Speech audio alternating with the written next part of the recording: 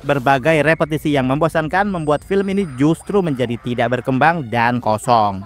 Karakter Randy pun akhirnya menjadi karakter yang useless dan hanya sebagai karakter keren-kerenan aja. Sementara tektokan antara Sharifah Danish dan Cindy Nirmala pun semakin nemu jalan buntu.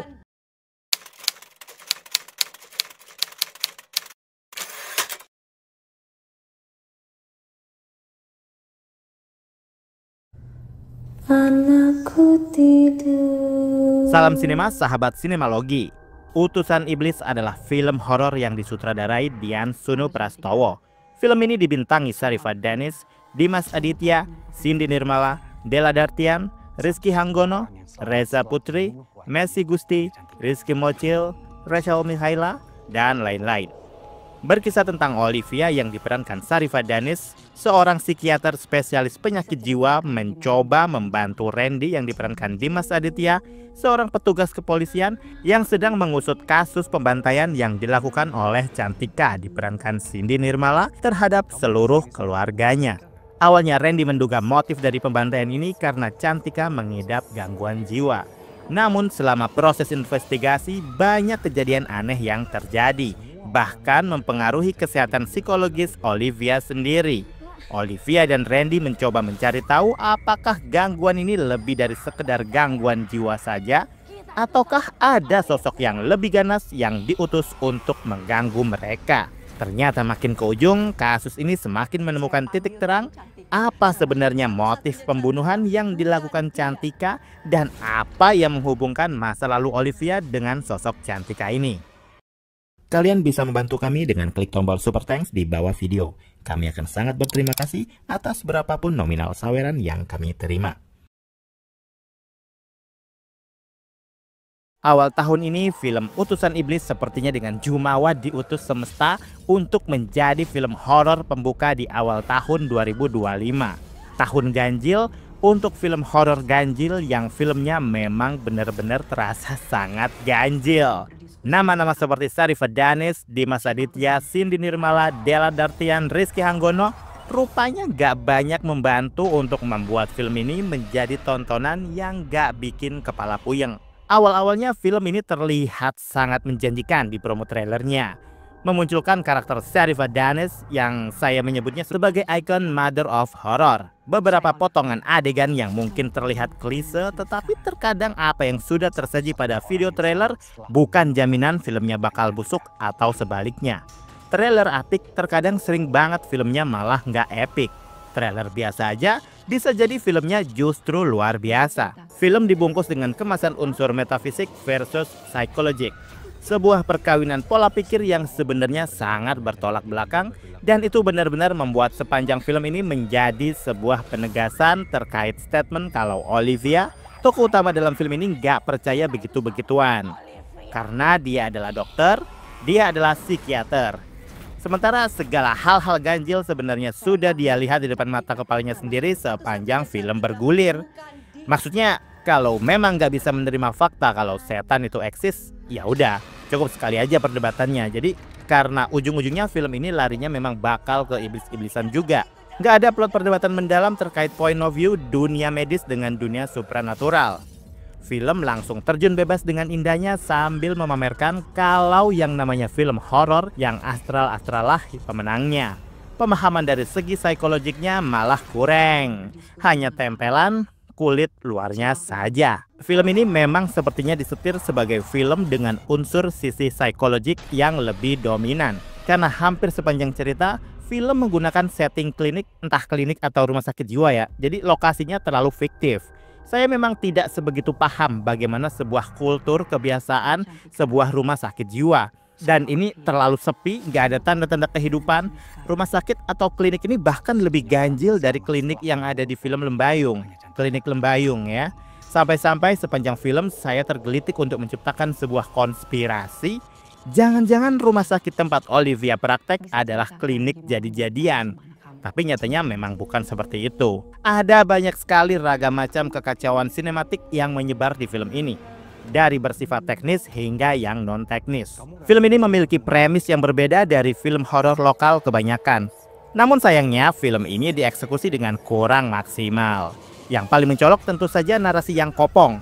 tanpa isi. Hanya bagus di konsep tapi tidak untuk materi isi terutama konfliknya. Saya malah menduga film ini terlalu sibuk mengumpulkan referensi film lain tapi tidak diolah dengan baik. Sehingga apa yang saya lihat hanyalah parade parodi aksi yang memiliki kemiripan dengan plot film-film horor lainnya. Kamu bakal ngerasain vibes Seven-nya David Fincher, Smile, dan beberapa film luar yang bersinggungan dengan tema yang dekat dengan unsur crime horror investigasi. Kalau dilihat dari promonya juga, film ini kabarnya diangkat dari kisah nyata seorang ibu-ibu yang konon mendapatkan bisikan goib untuk segera menghabisi seluruh keluarganya. Memang pernah ya ada kasus pembunuhan dengan motif seperti itu. Namun hanya saja pengembangan cerita di film ini menjadi sangat melebar dan bertele-tele. Terlebih dari point of view karakter Olivia yang notabene berprofesi sebagai seorang psikiater. Padahal seandainya film ini mengambil sudut pandang dari ibunya, dari si pelaku, film akan lebih kaya dan tidak akan keteteran untuk pengembangan ceritanya. Film lebih gampang fokus ceritanya dan gak membutuhkan banyak tambahan elemen karakter baru yang diada-adakan. Serta tidak kesusahan juga untuk melakukan riset mendalam terkait dunia kedokteran, khususnya di bidang kesehatan jiwa atau mental. Yang menurut saya janggal juga di film ini tentu saja hubungan antara Olivia dan Randy, sang petugas polisi. Awalnya mereka terkoneksi karena Randy membutuhkan bantuan seorang psikolog untuk memecahkan kasus pembunuhan yang melibatkan seorang ibu yang bisa dengan sadisnya membunuh seluruh anggota keluarganya. Berbagai kecurigaan mengerucutkan bahwa kali ini motif pembunuhannya berakar pada masalah kejiwaan atau opsi yang paling invalid bisa disentuh oleh hukum, yaitu faktor klinik, faktor metafisik, faktor goib. Dari kebutuhan itu, pengembangan masing-masing karakter berubah menjadi intens. Namun sayangnya hal tersebut tidak dibarengi dengan kualitas naskah yang mumpuni. Berbagai repetisi yang membosankan membuat film ini justru menjadi tidak berkembang dan kosong. Karakter Randy pun akhirnya menjadi karakter yang useless dan hanya sebagai karakter keren-kerenan aja. Sementara tektokan antara Sharifah Danish dan Cindy Nirmala pun semakin nemu jalan buntu. Karakter Cantika lama-lama juga absurd dan terasa malas banget pengembangan karakternya. Dan sangat mudah tertebak ending film ini jadinya mau kemana. Kalau ditilik dari judulnya, Utusan Iblis, film ini memang gak jauh beda dengan konsep judul yang ditawarkan. Hanya saja penggambaran dunia psikologi di film ini sangat begitu dangkal dan seakan kurang literasi. Kurang begitu meyakinkan. Secara teknis, film ini gagal menampilkan psychological dimensi. Sangat disayangkan dengan segala pertaruhan totalitas permainan peran para ensemble cast di film ini. Sharifah Danish, Dimas Aditya, Cindy Nirmala, bahkan Della Dartian dan Rizky Hanggono pun tak sanggup membuat film ini lebih terasa kinclong ceritanya. Film ini terlalu buram, bukan hanya suram. Dari divisi perhantuan, film ini juga terasa sekali memberikan sajian penampakan iblisnya dengan sebegitu sederhananya. Mungkin bagi sebagian orang iblisnya menyeramkan, tapi bagi saya, sang iblis di film ini justru tampilnya masih kalah serem dari ODGJ yang keliaran di kampung saya. Saya yakin beberapa penikmat film yang mencoba menonton film ini pasti akan ada yang merasakan bosan. Karena ada pengulangan demi pengulangan yang kalau semisal tidak digunakan pun gak bakal ngerusak keutuhan cerita. Masalahnya, cerita filmnya pun sebenarnya sudah rusak dari awal. Intinya materi psikologisnya benar-benar minim.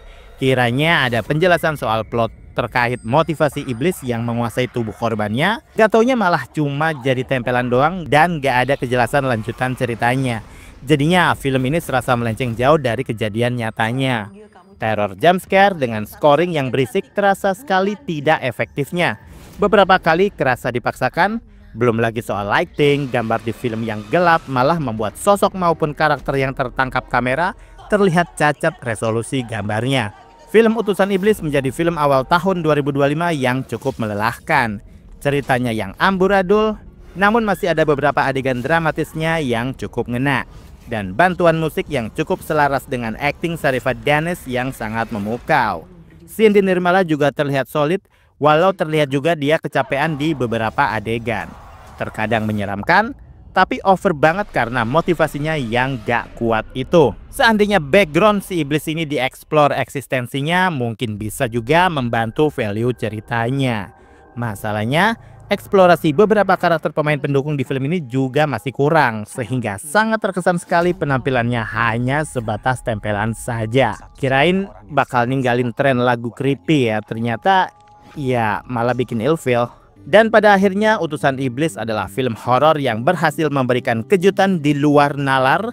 Tak terbayangkan hasil akhirnya ternyata membagongkan, kacau, berantakan, membosankan, dan menyedihkan. Saya jadi kepikiran, kalau Utusan Iblis aja kayak gini hasilnya, apa kabar ketindihan nanti ya?